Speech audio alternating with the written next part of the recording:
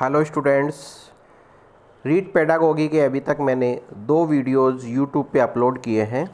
उन दोनों वीडियोज़ के अंदर मैंने आपको 2 टॉपिक्स स्टडी करवा दिए थे। पहला टॉपिक मैंने पढ़ाया था विज्ञान का अर्थ एवं प्रकृति, और दूसरा जो टॉपिक था उसका नाम था विज्ञान के लक्ष्य एवं उद्देश्य। उन दोनों टॉपिक्स पर आधारित कुछ क्वेश्चंस इस वीडियो के माध्यम से मैं लेके आया हूँ, तो क्वेश्चंस को ध्यान से सुनिएगा। पहला क्वेश्चन स्क्रीन पे आप देख पा रहे हैं। विज्ञान ज्ञान का प्रारूप है, उक्त परिभाषा किसने दी? पहला ऑप्शन दे रखा है लुडबर्ग ने, दूसरा ऑप्शन दे रखा है फोनिक्स व हर्ट ने, तीसरा दे रखा है सत्यपाल ने, और चौथा दे रखा है कोनाल्ट ने। तो याद कीजिएगा, मेरा वीडियो नंबर 1 रीड पेडागोगी का, उसमें मैंने आपको बताया था इस परिभाषा को याद करने का तरीका। और तरीका क्या था? मैंने बताया था फ़ोन करके हर्ट करते हो, ऊपर से ज्ञान का प्रारूप बताते हो। तो फ़ोन करके हर्ट करते हो, तो फ़ोन से फोनिक्स और हर्ट से हर्ट और प्रारूप। तो मैंने कहा था प्रारूप शब्द दिखाई दे तो आंसर क्या लगाना है? फ़ोन एवं हर्ट, और फ़ोन से फोनिक्स, तो सही उत्तर हो जाएगा बी। तो आपके क्वेश्चन नंबर 1 समझ में आया होगा। बहुत आसान सा क्वेश्चन था लेकिन इम्पोर्टेंट। दूसरा क्वेश्चन है विज्ञान की प्रकृति है। ऑप्शन ए दे रखा है प्रतीकात्मक, ऑप्शन बी दे रखा है संकेतात्मक, ऑप्शन सी है कठिन, ऑप्शन डी है ए व बी दोनों। तो बहुत आसान सा है, तो इसका आंसर क्या होगा? ए और बी, यानी आंसर नंबर डी। यानी विज्ञान की प्रकृति कैसी है? प्रतीकात्मक भी है और संकेतात्मक भी है। क्वेश्चन नंबर 3, शैक्षिक उद्देश्यों का वर्गीकरण किसने किया? ऑप्शन नंबर ए दे रखा है ब्लूम ने, ऑप्शन नंबर बी है करथवाल ने, ऑप्शन नंबर सी है आइंस्टीन ने, ऑप्शन नंबर डी है फोनिक्स ने। तो इसका सही आंसर है ब्लूम। तो याद रखिएगा, शैक्षिक उद्देश्यों का वर्गीकरण किसने किया था? ब्लूम ने किया था। अगला क्वेश्चन है अनुमूल्यन का संबंध है, और ये क्वेश्चन रीट एग्जाम में पूछा जा चुका है। अनुमूल्यन का संबंध है, ये क्वेश्चन रीट एग्जाम में पूछा जा चुका है। तो ऑप्शन ए है ज्ञानात्मक, ऑप्शन बी है भावनात्मक उद्देश्य से, ऑप्शन नंबर ए है ज्ञानात्मक उद्देश्य से, ऑप्शन नंबर बी है भावनात्मक उद्देश्य से, ऑप्शन नंबर सी है क्रियात्मक उद्देश्य से, ऑप्शन नंबर डी है कोई नहीं। तो याद कीजिएगा, जब मैंने वीडियो नंबर 2 में मैंने आपको बताया था कि एक हिंट बताया था कि भावना के भाई अनूप का व्यवसाय चरित्र बनाना है। भावना के भाई अनूप का, तो वो जो ए था ना, अनूप का ए, उस ए का मतलब था अनुग्रहण, अनुक्रिया और अनुमूल्यन।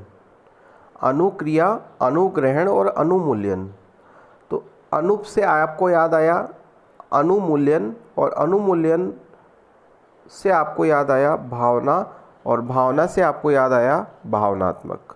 तो इसका सही उत्तर होगा बी। तो अनुमूल्यन का संबंध है भावनात्मक उद्देश्य से। अगला प्रश्न, बालक के चरित्र का निर्माण निम्न में से किस उद्देश्य के अंतर्गत आता है? तो चरित्र का निर्माण, इसको सॉल्व करने के लिए भी आपको वो वाला हिंट ही याद करना है कि भावना के भाई अनूप का व्यवसाय क्या है? चरित्र बनाना। सर हमें ये कैसे याद होंगे? तो आप इसको 2-4 बार पढ़ोगे, वीडियोस देखोगे, तो आपको ऑटोमेटिकली ये याद होने लग जाएंगे। तो इसलिए मैंने हिंट भी यहाँ पर लिख के दिए हैं कि भावना के भाई अनूप का व्यवसाय चरित्र बनाना है। तो देखो यहाँ पर आ रहा है चरित्र बनाना, और यहाँ पे आ रहा है भावना। तो बताओ चरित्र बनाना किससे संबंधित है? भावना से। और भावना का मतलब हो गया भावनात्मक उद्देश्य। इसका मतलब इस प्रश्न का सही उत्तर है बी। चलिएगा, अगला प्रश्न है क्वेश्चन नंबर 6, नियंत्रण, समायोजन, आदत निर्माण। नियंत्रण, समायोजन, आदत निर्माण का संबंध निम्न में से किस उद्देश्य के अंतर्गत आता है? ऑप्शन नंबर ए दे रखा है ज्ञानात्मक उद्देश्य, ऑप्शन बी है भावनात्मक उद्देश्य, ऑप्शन सी है क्रियात्मक उद्देश्य, ऑप्शन डी है कोई नहीं। तो याद कीजिएगा, मैंने आपको एक ट्रिक बताई थी, एक लाइन मैंने आपको बताई थी कि 19 नंबर का स्वभाव बनाओ। वह इसकी आदत डालो। 19 नंबर का स्वभाव बनाओ व इसकी आदत डालो ताकि जीवन की क्रियाविधि अच्छे से चलती रहे। तो देखो आदत शब्द इसमें आ रहा है और यहाँ पे आ रहा है क्रियाविधि। तो आदत को किससे मिलाना है? क्रियाविधि से। तो आदत को मिलाना क्रियाविधि से और क्रियाविधि से हो गया क्रियात्मक उद्देश्य। तो इस प्रश्न का सही उत्तर है सी। चलिएगा अगला क्वेश्चन है, विश्लेषण संश्लेषण मूल्यांकन का संबंध है। विश्लेषण संश्लेषण मूल्यांकन का संबंध है।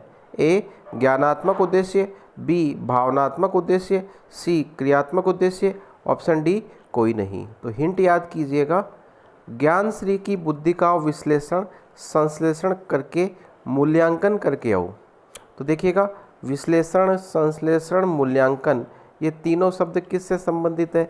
ज्ञान श्री से। और ज्ञान श्री से आपको याद आएगा ज्ञानात्मक उद्देश्य। तो विश्लेषण संश्लेषण और मूल्यांकन इन तीनों का संबंध कौन से उद्देश्य से है? ज्ञानात्मक उद्देश्य से। तो ट्रिक के माध्यम से आप इस क्वेश्चन को याद कर पा रहे हैं। अगला है 8वां क्वेश्चन, विज्ञान नैसर्गिक वातावरण एवं हमारे शरीर में घटित घटना एवं वृत्तांत का अनुसंधान एवं व्याख्या है। उक्त परिभाषा किसने दी? तो हिंट क्या है इसका? हिंट है घटना। और घटना से आपको मैंने बताया था यदि घटना शब्द आता है तो आपको शैतान का नाम ढूंढना है और शैतान का नाम इसमें कौन है? जैकबसन है। तो इसका सही आंसर हो जाएगा ए जैकबसन। चलिएगा अगला क्वेश्चन नंबर 9, निम्न में से गलत कथन का चुनाव कीजिए। ऑप्शन ए है विज्ञान की प्रकृति में विज्ञान के आर्थिक पक्ष पर विचार किया जाता है। दूसरा ऑप्शन है विज्ञान का संबंध सभी विषयों के साथ होता है। तीसरा ऑप्शन है विज्ञान के नियमों में संदेह नहीं होता। और ऑप्शन नंबर डी है या चौथा ऑप्शन है विज्ञान की प्रकृति तार्किक होती है। तो सीधी सी बात है कि इसका जो पहला कथन है वो गलत है। इसका मतलब इसका सही उत्तर है ऑप्शन ए, विज्ञान की प्रकृति में विज्ञान के आर्थिक पक्ष पर विचार किया जाता है। ये कथन गलत है। वास्तव में आर्थिक पक्ष पर विचार नहीं किया जाता। और अंतिम क्वेश्चन है इस वीडियो का, विज्ञान शब्द निम्न में से किस भाषा से लिया गया है? ऑप्शन ए है लैटिन भाषा से, ऑप्शन बी है जर्मन भाषा से, ग्रीक भाषा से, चीनी भाषा से। तो मैंने आपको वीडियो नंबर 1 में बताया था, रीड पेडागोगी का पहला जो वीडियो था उसमें मैंने बताया था विज्ञान शब्द लैटिन भाषा से लिया गया है। और लैटिन भाषा के कौन से शब्द से लिया गया है? साइंटिया शब्द से लिया गया है। तो ये जो 10 क्वेश्चन मैंने आपको बताए रीट एग्ज़ाम में जो साइंस के विद्यार्थी हैं उनके लिए बहुत इंपॉर्टेंट साबित हो सकते हैं। तो क्वेश्चन नंबर 1 से लेकर 10 तक को आप एक बार सॉल्व कीजिएगा। वीडियो को आपने अच्छे से देखा होगा। आप इस वीडियो को लाइक कीजिएगा यदि आपको वीडियो अच्छा लगा हो और इसे शेयर कीजिएगा। धन्यवाद।